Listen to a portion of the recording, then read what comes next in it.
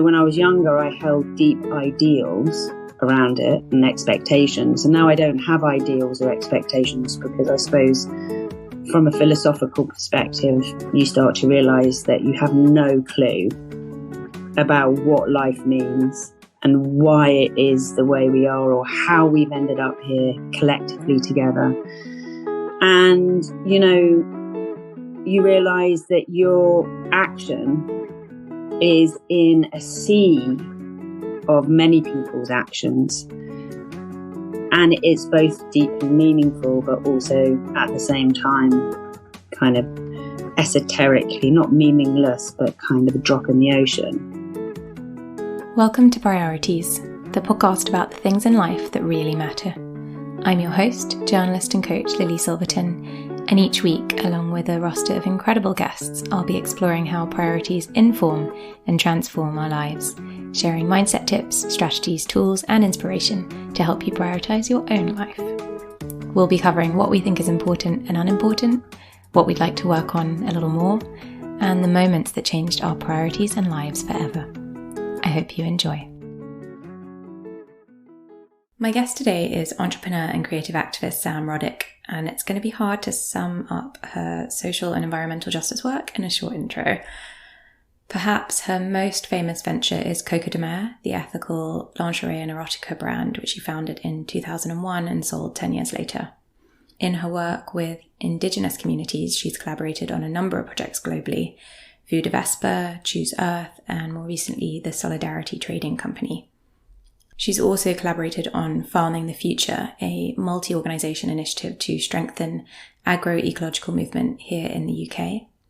She's directed a number of activist-based art installations, including a current exhibition on at the Barbican in London titled Our Time on Earth.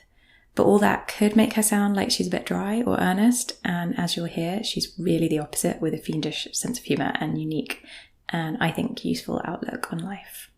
I hope you enjoy. Welcome, Sam. Hi. Hi, so nice to see you, by the way. To see you. How are you doing this morning? I am a little tired, but I'm good. It's nice. This is like a treat. Do you have any sort of routine in the morning? No, I don't have that much of a routine. I'm not very routined. I'm kind of getting to the position where I'm thinking I need to be routined.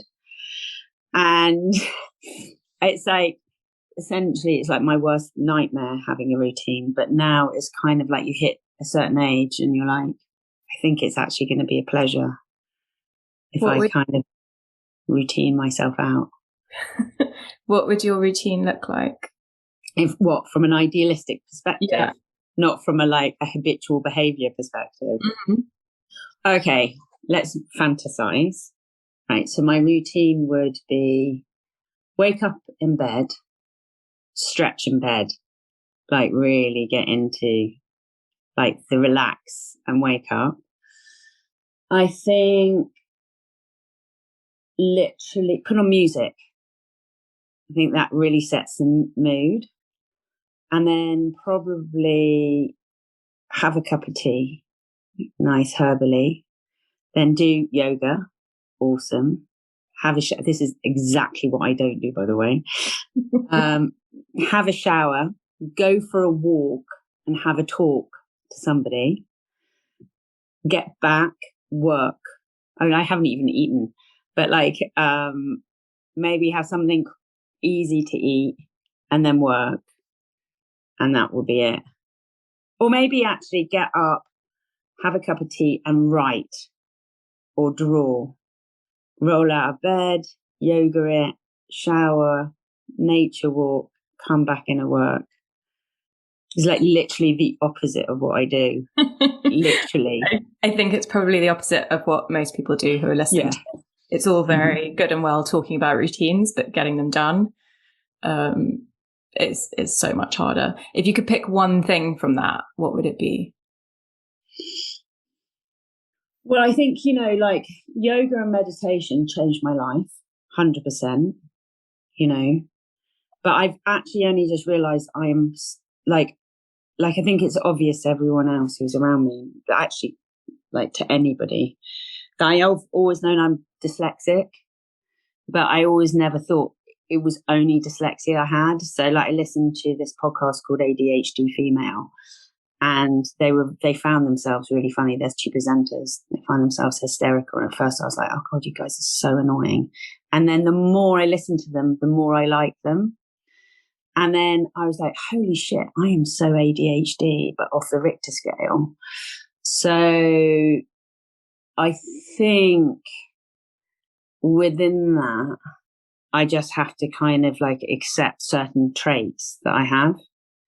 But also what I've learned from them is you can hack those traits. So now I'm rethinking my habitual behavioural patterns and what ones to hack and what ones to keep and how to hack them. Is like really, and it's been really interesting because it's actually a bit of a game changer for me. I'm 50 and it's a game changer. It's quite interesting. And what I like about it is not like, oh, I've got a diagnosis, because I can't be asked for a diagnosis. But what I have been is taking on those ways that you can kind of divert your behavior patterns that like not necessarily like that fight against your kind of well-being, and just go for the hacks, and the hacks work. And you're like, bloody hell.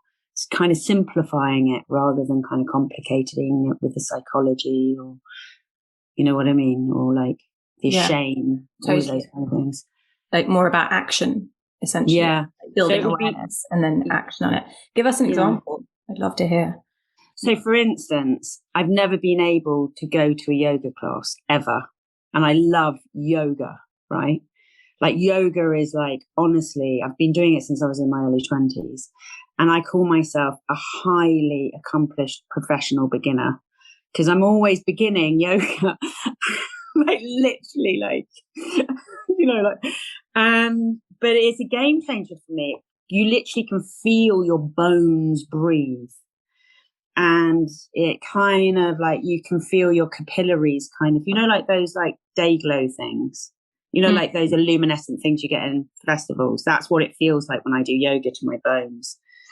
And, you know, but I can't go to a class. And apparently that's what ADHD is. You can't get frigging to a class on time. You can't, it gets an overwhelm with certain kind of very simple, you know, like rudimentary domestic chores are very difficult to kind of do. Like but I've always done, and this is privileged and it's like really embarrassing to say it, but done private yoga lessons, because if they turn up, I turn up, you know, like it's having to get across somewhere. So it's just like, it's those kind of things. And then you realize that you need body doubles to do certain things. And a body double is somebody who basically accompanies you in order to connect with your, I suppose, your parasympathetic nervous system to help you focus on these certain kind of like rudimentary kind of tasks that allow you to achieve what other people find very simple to achieve. That's really interesting. Yeah, so that's one. And the idea of hacking by having essentially like someone who's your support system in order to complete what some people might consider simple tasks. Yeah. So you basically say, for instance, say like if you don't, you know, you could say if you had two ADHDers, maybe, I don't know, or like a friend or whatever, you can say, listen, I need to get to this class every Tuesday at this time. Can you get on the phone to me 15 minutes before I need to leave? Then you're like putting on your shoes, getting out the door, and they accompany you to getting you to the blinking class. And that could work, for instance. Accountability buddy. Yeah, like an accountability buddy. Yeah, exactly. And that's like a massive game changer. So that's just one of the many different hacks that I kind of learned that I think is just like, you know, really useful. Sam, talk to me about one of your big priorities in life. Well, my big priority in life, I think it's always been the same, but the way I do it has totally changed. And that is to really be an agent of like both ethereal and practical kind of collective good. So how am I contributing to transforming or changing the world into a better place? And it's as simple as that. And it's really on many different ways. It's like a spiritual and it's like a vocational kind of occupation.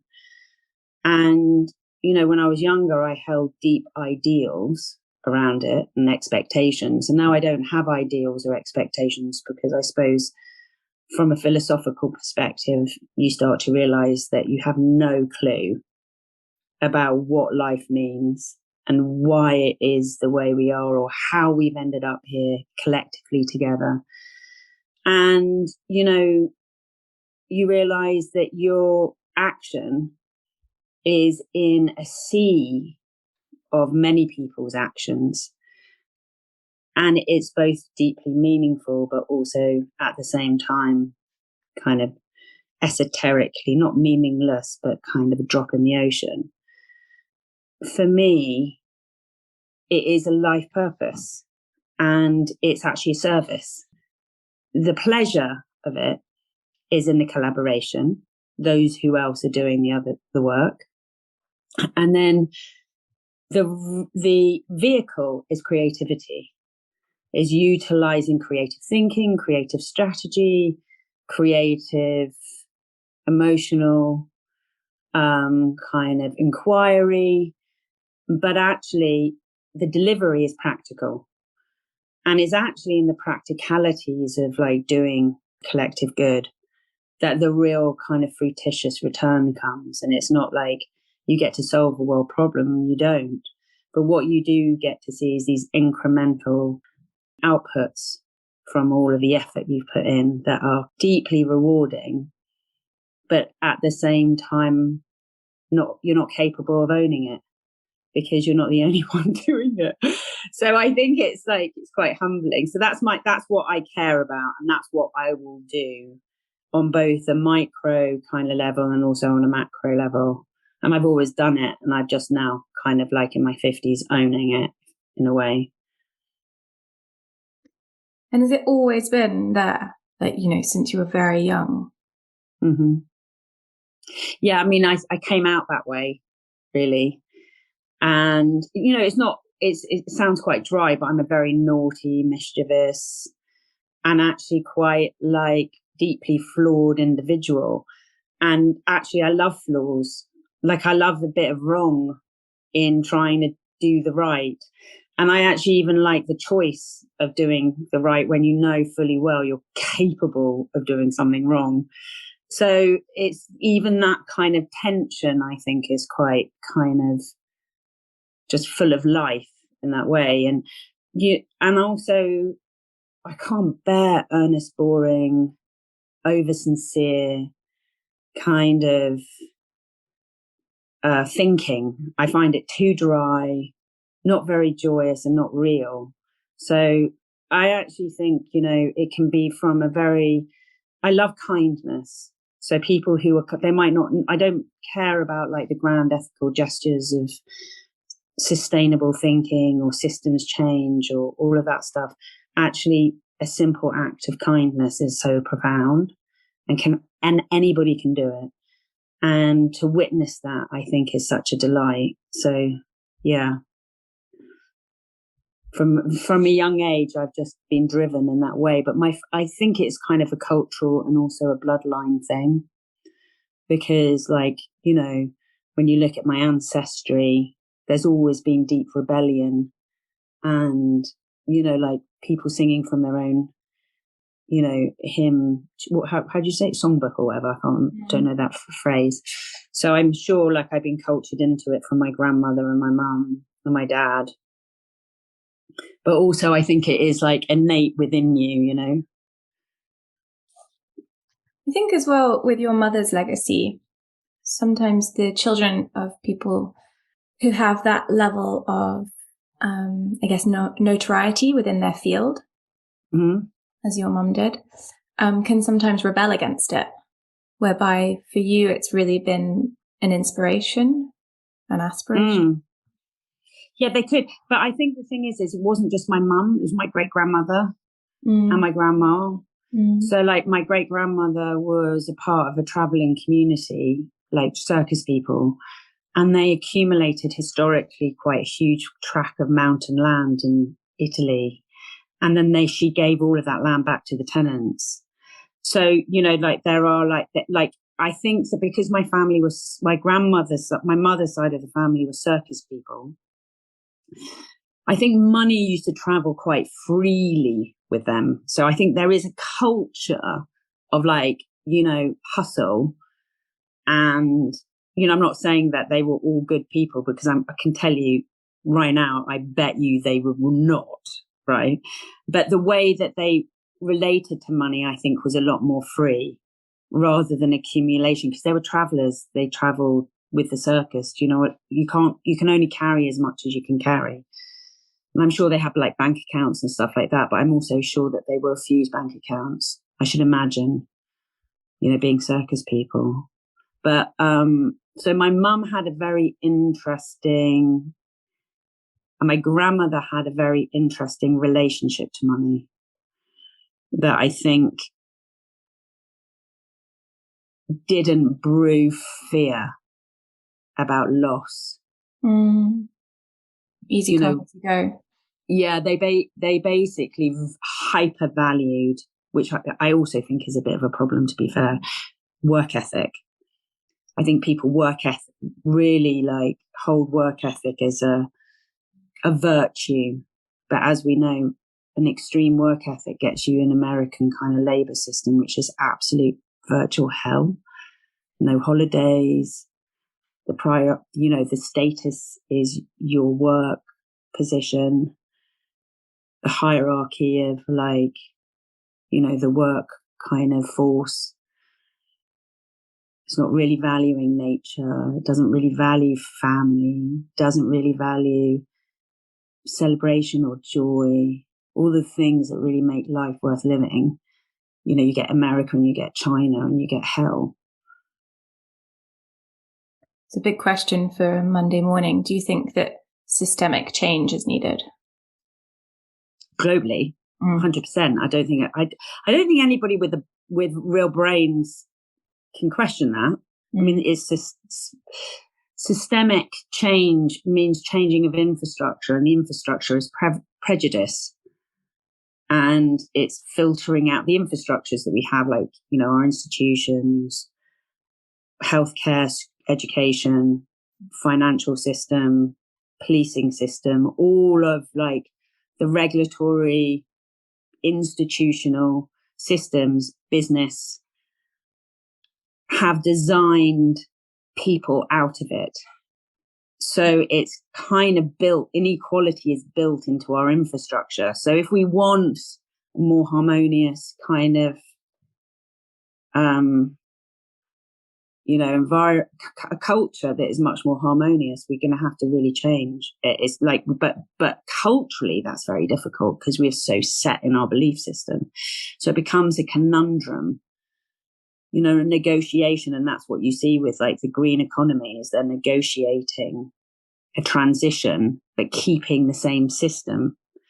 And it's just impossible. It's just like not going to work. We're just going to come up with the same issues again and again until we basically say, actually, we're prepared to get rid of it and live a different way. That's going to take a lot. Because it's not that it's impossible, because we can design anything we want to design. It's just that our belief system is so rigid. We're so frightened of it because we're frightened about how the way we treat people. So we're frightened of slavery, but yet we embed slavery into our clothing and our food system and our commodity system. We're so scared of actually equitizing because we're scared of being treated the way we're treating people. So it's like, it's hitting something very, very visceral when you're talking about change. And that's why we're so hanging on to our system, because those who basically, like in the West, are benefiting from all of the violence that our system inflicts upon other people, we're like, we don't want that to happen. to the benefactors. So we're like, no, we're not going to do much about it. We're just going to pretend and go around the surface of things and try to clean things up enough to maintain power. So, yeah, I really think we need systemic change. But do I think it's going to happen? I think it will happen because we're going to collapse. We're seeing a collapse now. It's that fear, right? Mm-hmm. How do you marry your feelings of, the dire need for systemic change, that the system is broken, the way in which we are operating, is really destroying our planet as well as everything else, with just living a daily life? Well, I think there's certain things like daily life. I'm lucky because I've been dealing with the subject since I was very young.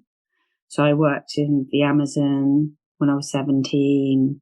I've worked, from a very, very young age that I have been exposed and working on various different kind of subjects like social justice, environmental justice stuff. So I've got a great accumulation of experience. Then I think there's just acceptance. This is the way the world is. And then there's experiment. It's like my life is an experiment. I'm going to try. I'm not going to believe I've come up with the answer, because that's just literally megalomaniac or insanity, right? But I do believe in experiments and being playful with how we experiment with what we do. So I'm very lucky because I kind of figured out, I've hedged my bets of where I believe true change can come from. And I'm not I grew out of activism at quite a kind of a key age, which is, I find activism all about deconstructing the current system. And it's very angry and it's filled with them, us, blame duality. And I'm just not interested in that. I can't handle that, because we're all participating. Whether we like it or not, we're somewhere in the system participating. So for me, it's where do I really believe the connection can come from? And that clearly comes from the earth. Those who tend and care for the earth, farmers, those, the oldest professions, essentially farming and prostitution. Do you know what I mean? Two that deals with fertility at some degree. And I kind of really got into both, not prostitution, but, Coco de Mer, the sex shop that I used to own. But now I'm working with the agroecological UK food movement, which I did do before when I was 19, 20. I was a part of the seed sovereignty movement. I studied permaculture. I studied herbal medicine, all of that kind of stuff. And that kind of, so now I've gone back into that, but I also work, and from a very young age, I also worked for the Indigenous rights movement for many, many years. Continued, but I've really dived back into it. So those are the two areas for me that provide me the most hope, because it's cultural, our food, how we eat, our bodies, how we connect to the earth, the moon, the seasons, weather.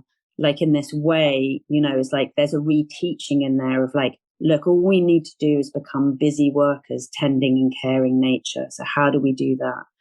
So of course, we're in a collective mental health crisis. There's nobody who's escaping mental health right now, whether it's due to the pandemic or whether it's due to, collective fear or climate or losses in the financial market. We're all being affected, or social media, and the world is, mental health is really interesting, because I think mental health is the weather within inside our own psyche. It comes with the same kind of rhythms. It comes with the highs and the lows. And I really feel for us to relearn, what does it mean to care for each other, for the earth, for ourselves, has to be in tandem, and I get to do that. I get to really focus on different ways I can support those who are tending to the ground through agriculture, agroecology, through land systems, through our food system, through nutrition and health, but also I get to philosophically and also supportively work with the Indigenous rights movement doing the same thing, because they are our original farmers. They're our true nature-based farmers.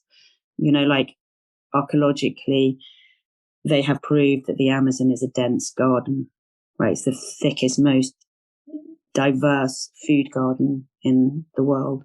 And that has been managed and planted and cared for and tended to and understood by Indigenous communities. So we've got a lot to learn because we've done a lot of unlearning. We've done a lot of denial. But I think that is a compass. Once you start in that, you start to shift and change. You start to learn. You start to kind of reorientate yourself.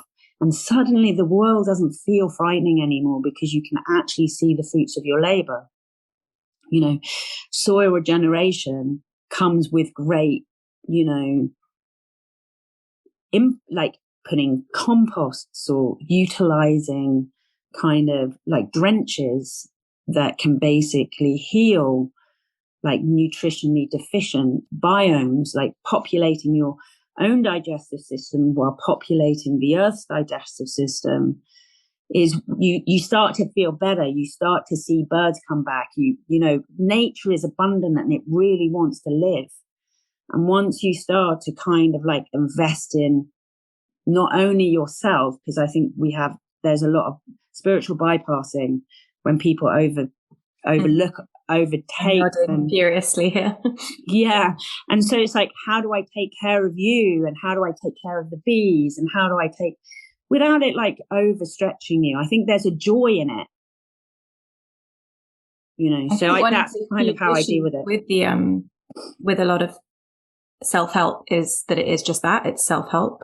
Mm-hmm. And a lot of the reasons that searching for better mental health through those channels often falls short is because so much of our health and well-being, in, you know, inverted commas, whatever that means, is about looking outwards, connection and community and how we can serve. And that's what builds like robust internal well-being, not just constantly asking, what do I need? But really what do you need? Well, I think the biggest problem philosophically is the Western culture objectifies everything. You know, remember we did, you know, and that's kind of the objectification. Like we've objectified a tree. We don't see a tree as an ecosystem. We see it as an oak. And we don't understand how it functions as a sentient being. We've just objectified it, or we've objectified a carrot, right? But we don't really know the consequences, all of the consequences of what it means when a carrot grows. And so like we've commodified everything. And within that, we have hyper invested in individuality. And yet it's the greatest lie of all times. Individuality does not exist. We might believe we have a separate psyche, but our separate psyche is in tangent with everything else that is living and existing at the same time as we do. And therefore, and I've really got to understand this by working with Indigenous communities, because in Indigenous communities, everything, like true Indigenous communities, everything is deeply collective. And I've really understood why giving up your individuality is actually dangerous for Westerners. Is actually, you know, there's a visceral fear of letting go of your individuality, because if you give up your individuality, you're giving up your rights. You know, look at those who have the least individuality, those who are homeless, those who are refugees, those who are prostitutes. All of these people are kind of dissolved into a massive lack of identity, and they have no place. And it's very like, you know, so those who have a hyper individuality, celebrity, for instance, influencers, who are hiding the workforce underneath them that have made them famous. You don't get to see how many people are attached to their careers or how many people are benefiting from their careers, because we've created this illusion that they have a singularity to their talent. And that's just a lie, right? Like we're selling ourselves lies the whole time. So in order for like the wellness industry to work, it has to hyper up individuality, because suddenly if you don't, you're doing shit for free. It's like, how do you commodify that? It's like really problematic. And true happiness is beyond commodification, is everything other than commodification. You know, like people don't want to take their shit with them. They want their relationships. They want their friendships. They want time. You know, they want peace. They want all kinds of things that you can't actually commodify. Talk to me about your creativity. So I know you've worked as an artist for many years. I first met you when you were at Michael Hoppen Gallery, which is 10, 12 years ago. Talk to me about how creativity is a priority for you, what it does, how you feed it, how you work with it, how it relates to the rest of your life.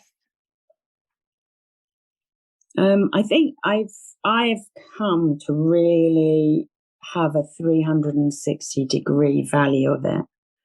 I think actually creativity is probably the most important thing that we have. And I think there's a travesty when people are told they're not creative. I actually think it's another lie. It's like a filtering system. Those are allowed to be creative and those who not.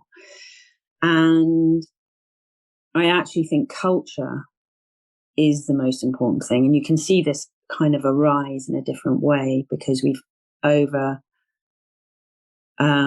valued science, for instance, as a truth teller, as a compass of truth. And yet science is very much like bendable to those who are kind of controlling what the research of the science is for and where it's applied. So there's a real battle of what is true science and what isn't true science. And though I love science, I have to say, I think creativity is the compass of our imagination. It is the culture that we're existing and expressing ourselves. So theatre, dance, music, celebration, you know, the arts, making things with our hands, creative strategy, creative imagining, all of these things are really setting the container of what is to come in the future and actually what we believe is true or not true. And so for me, I think, you know, it's such a hugely powerful tool that is underutilized when it comes to kind of collective strategy. So now I'm kind of doing like this, like for one of the things that we're just starting to do, which I'm really proud of, I have to say, is using creativity to internally communicate to those who are kind of a part of like system change thinking. So for instance, how to use animation to communicate to the indigenous leaders and how to kind of utilize kind of multimedia that isn't for the public kind of domain, but to help us kind of identify where do we want to put our energy, but use really exceptional creativity, whether it's filmmaking, storytelling, writing, journalism, graphic arts, animation, and use that to help build internal networking strength in kind of like revolutionary practice, rather than trying to convert the wider public into understanding an issue and changing their behavior. And that's kind of how I'm using creativity now. And it's really exciting, like, you know, what we're doing. So we're doing storytelling, internal storytelling to ourselves.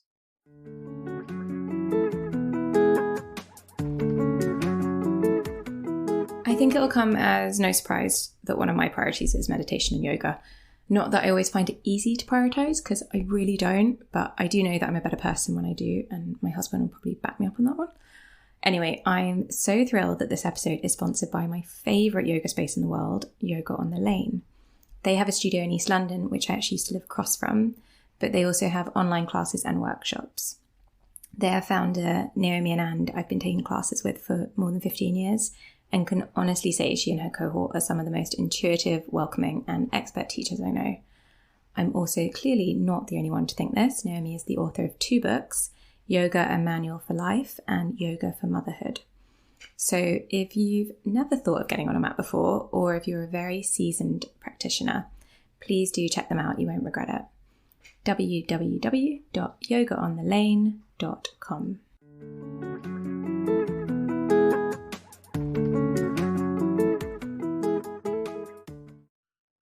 So it's like internal comms. Yeah, internal comms. Do you use this with Choose Earth? Well, Choose Earth is external, but but Voda Vespa underneath Choose Earth is where the network of Indigenous leaders are. And yeah, we're using it. So we're kind of animating philosophy, for instance, to saying, okay, this is who we are and this is what we think. Creating digital maps that have embedded multimedia files into it, so we can see, what we're doing where, or listen to people that we're doing a digital map for a farmer cluster in Wales. And we've interviewed all the farmers. Like, we've got this amazing podcast journalist who's interviewing all the farmers and then embedding the audio into the map, and they get to listen and hear each other. But then we're also doing graphics around that in order to show what environmental kind of work they're each doing and where they're having issues around water and stuff. And then we're kind of, writing poems and poetry and it really creates a way to reinforce understanding, sharing knowledge, strategizing about what do you want to do collectively together, and also like really highlighting each person kind of interest and vision. And it's quite powerful. I'm thinking also because people learn in such different ways. So to use imagery to connect with Indigenous communities where language is very different is one thing, but also within people in the English-speaking world, some people learn really well through poems, through poetry, through song, through through dense academic texts, and through imagery and so on. Yeah, because like one of the farm clusters, a couple of them are doing their own scientific study with the University of Gloucester on microrhizomes and soil and looking at carbons, sequential, I can never say it, within the soil. So within that map, we can embed the files of their scientific study. And so I can go, oh, okay, what are you doing? Well, I'm doing a scientific study with this guy with Reading University on saving in the ash trees. So they can see what I'm doing and I can see what they're doing, and then it's like, oh shit, I could help you with this, or, it really does allow strategizing to occur. But it means I can also listen to an audio file of one of the farmers and go have a real feel about who he is, de-objectify the work, make it really personal and intimate, There have been times in your life, Sam, where your priorities have just shifted in an instant.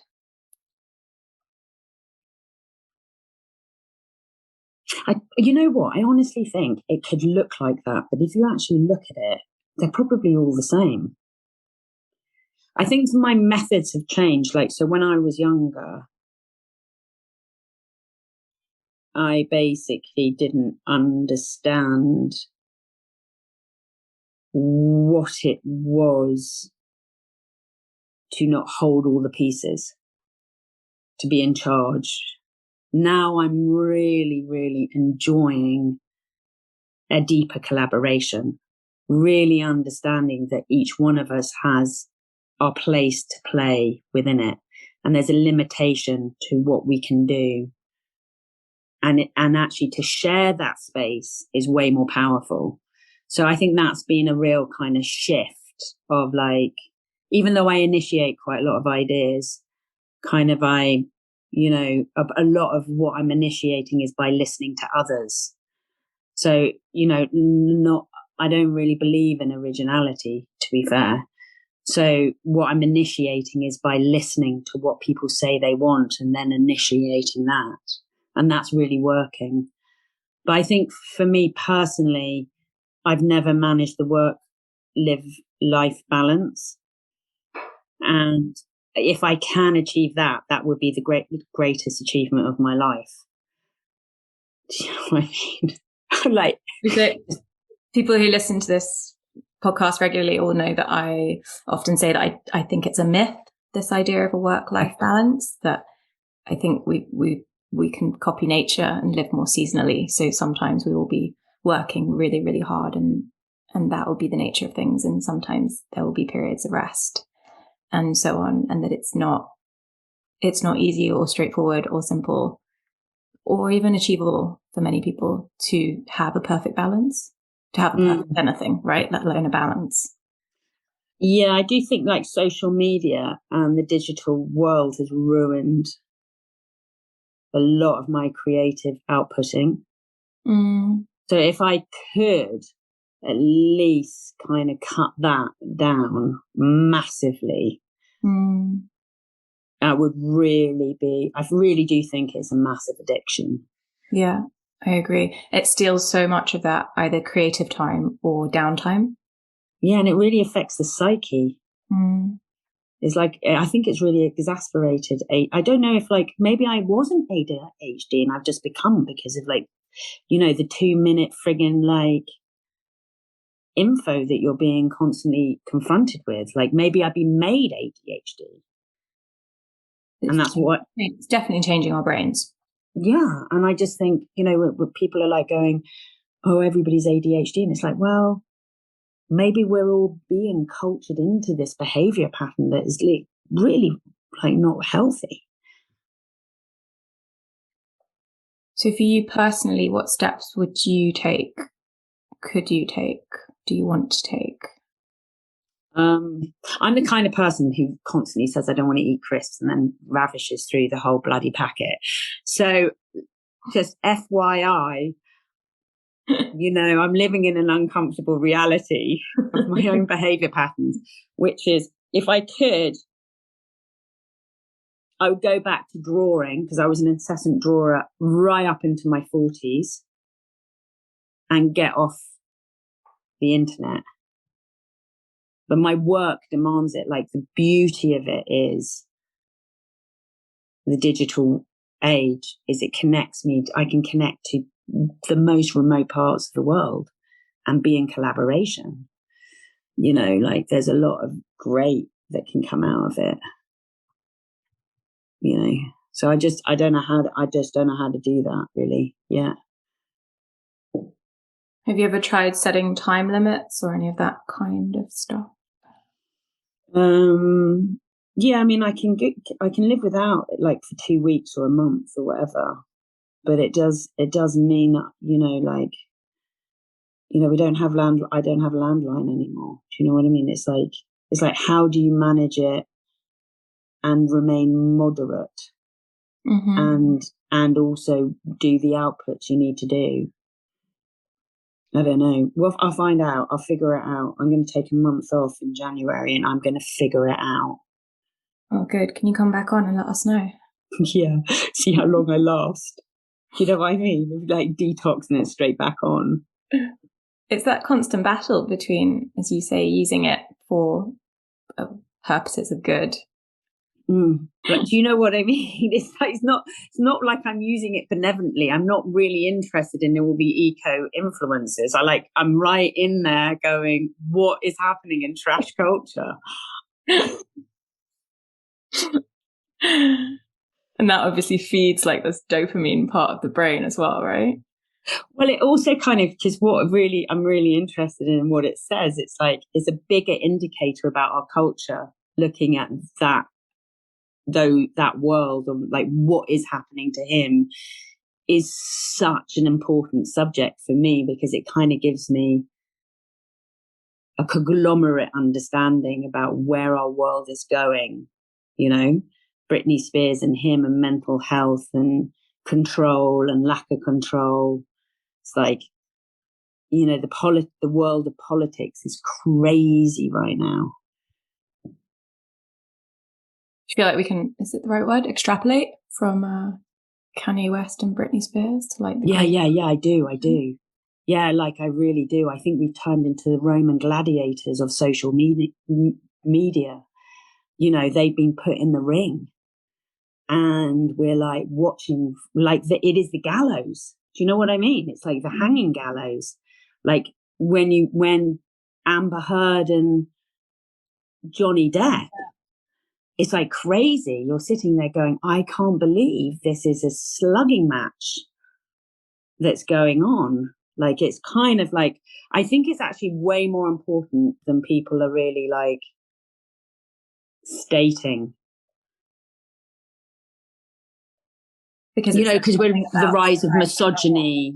Yeah, it's like ownership. It's like, so for instance, what's really interesting, say for instance, you know, like Bolsonaro, for instance, is leading, you know, he has done more environmental and direct murdering of anybody we know. I mean, one of the leaders who have done more murdering of, and actually direct like an ecocide kind of effect on his behavior, how he's you know, and here we have corporations all over the world and governments colluding with him, trading with him, legitimizing him.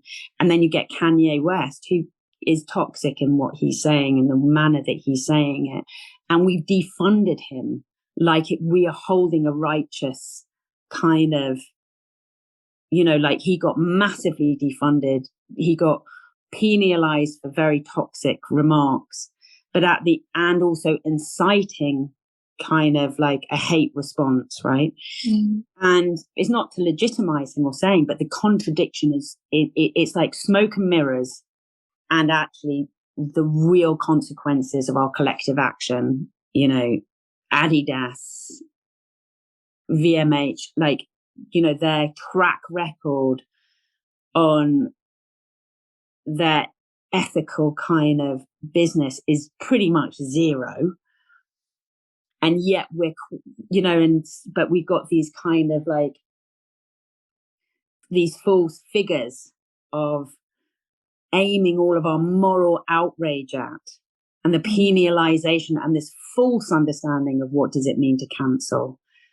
And it's like we're like hamsters in a wheel, but it's just pure entertainment. And the money that's made out of it is even huger, right? It's like the money that's made out of Ukraine right now is huge. Like, you know, it's the arms industry. The fuel industry has reclaimed itself back from an economic transition. It's like, it's all smoke and mirrors. And that's what's so amazing about social media. It's like we're constantly fooling ourselves like addicts who believe that, you know, they've got an addiction to only whiskey, but not vodka.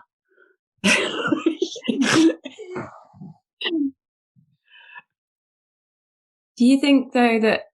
I don't know if you're going to be able to edit any of this, by the way. I'm not editing any of that, but for sure. That having someone like Kanye, where the steps are very clear, you know, pile on to Adidas, pile on to whoever it is and ask them to cancel him and defund. Yeah, but are very clear, whereby the idea of taking on someone like Bolsonaro feels like you wouldn't even know how or where to start. Yeah, because we'd have to hold our financial institutions to account, our banks. Yeah. We'd have to hold, like, the consequences would be in our pocket. You know what I mean?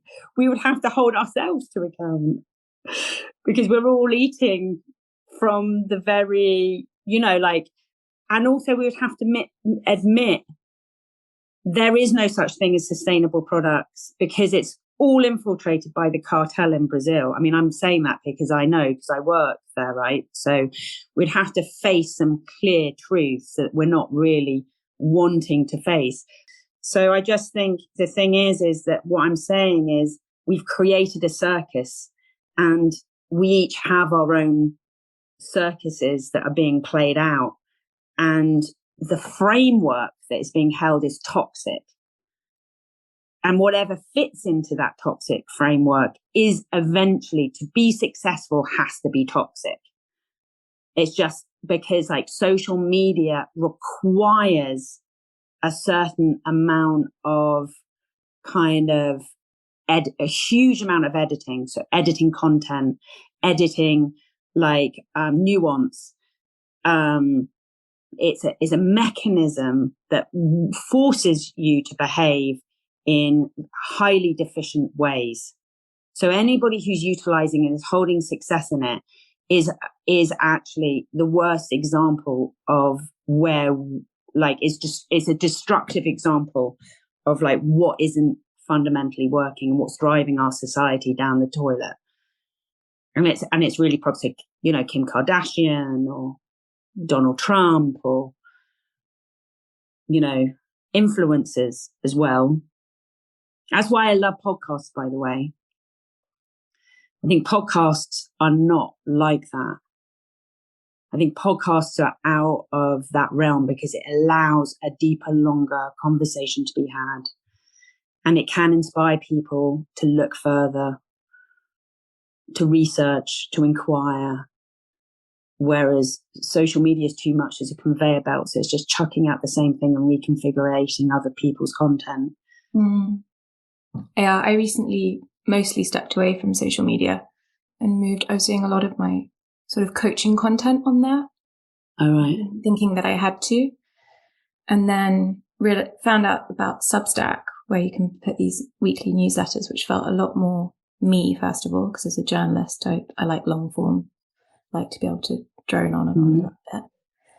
And have really felt a much better connection to my community, to my own work as well, than trying to churn out these little, you know, tiny meditations or short coaching tips, which I hope did help some people and were there and existed, but I don't know how much a little mental health tip helps when you're scrolling through for an hour and you read something that says, you know, how to take care of your mind this week or whatever it is. I'm not sure really the impact of that versus, as you say, something with nuance and something long form where someone can dive in a bit and create their own opinions about it as well.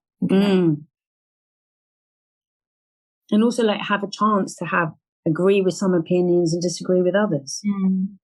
You know, to understand we're all complex human beings that actually have a limit of their own experience. So there's going to be huge areas where I'm completely ignorant. Like actually I don't know Kanye, so I am actually ignorant around it. It's just based on opinion from social observation. But I do know quite a bit about Brazil and the indigenous communities because I've been there. I see it. I've got relationships with people. Like I've had to deal with people who've got like, you know, a price on their head, like who are like under death threat. I've, you know of the communities that have been shot at and massacred. I know things that people don't know. Like I know what the drug cartel are doing. You know, like I know what Bolsonaro, how he's had an impact because I have a physical experience and also direct relationship with the corruption there. So that I feel very confident about. I understand the nuances and the complications. But, you know, there's huge areas where I'm completely ignorant. Like we all are. And it's like, do we allow ourselves to be ignorant or do we have to really believe our beliefs? Like, I'm pretty swayable, like, you know. I think that's one of the most important things, like important points to make, is to be flexible in our minds in the same way that our bodies need to be flexible to work well. Our minds need to be as well. Constantly changing. Our opinions and, you know, perspectives should be constantly changing as we learn and experience. That doesn't mean like core values of what we think is important, like deep down, should necessarily be changing, but maybe they are as well. Yeah, and forgiving. I think actually forgiveness is quite important. What's something that's not important at all to you? What's not a priority to you, Sam?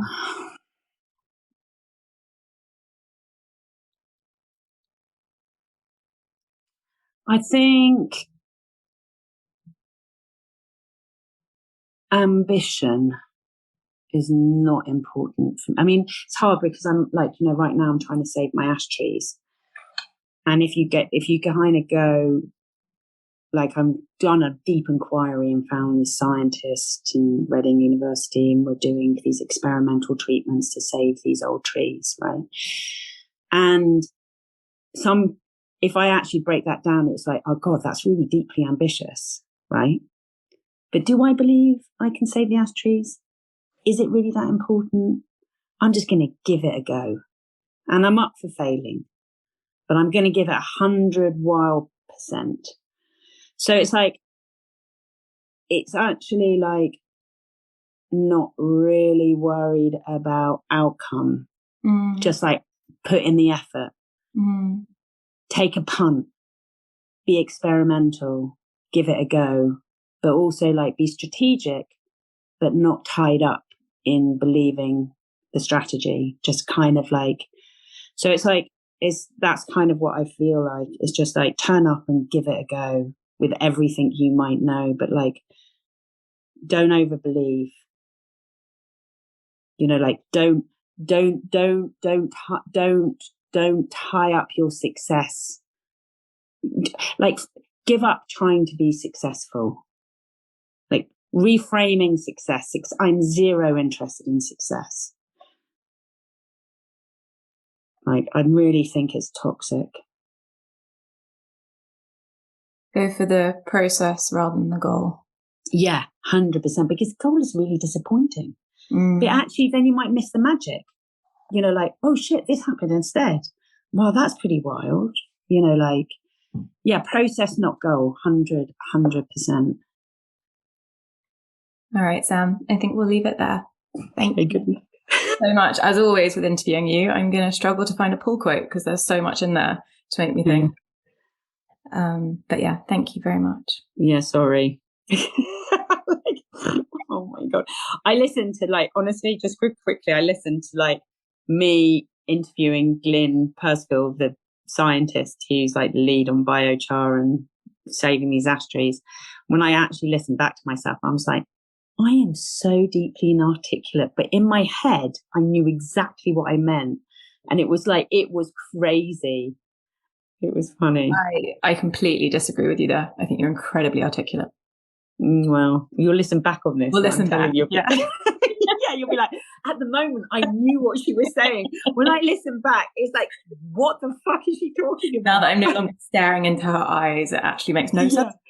Yeah, psychically transmitting to you. Well, anyway, it was lovely speaking to you. You too. Thank you, Sam. Yeah, take care. Bye-bye, love. Bye. If you enjoyed this episode of Priorities, I'd really appreciate it if you could make it your priority today to hit subscribe and also rate and review, as this helps other people find it. Thank you so much for listening. Take care.